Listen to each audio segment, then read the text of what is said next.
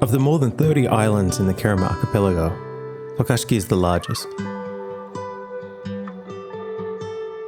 While Tokashiki is a populated island, it is very laid back, and there are plenty of places to find a secluded beach. The blue waters of the Kerama Islands are legendary.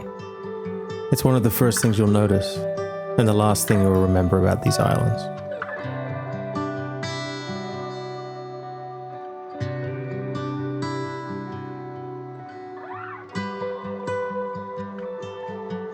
Tokashiki Island is all about island life, slow and relaxing, exactly how you expect a getaway to a tropical island to be.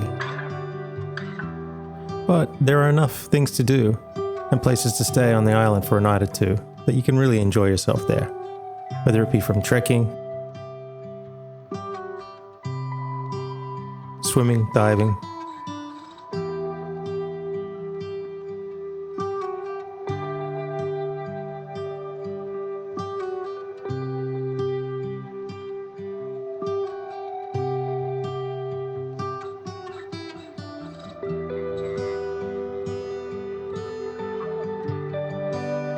or just taking it easy on a beach. While the main beach of Arehen Beach can get quite crowded during the peak season, you can always find a little bit of space for yourself.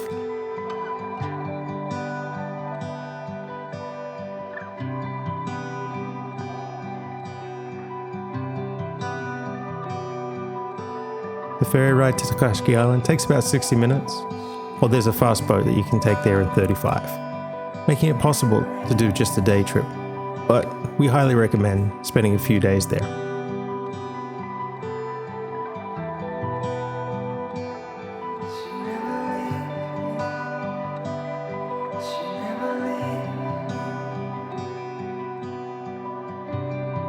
Tokashiki is a must-see when traveling to Okinawa.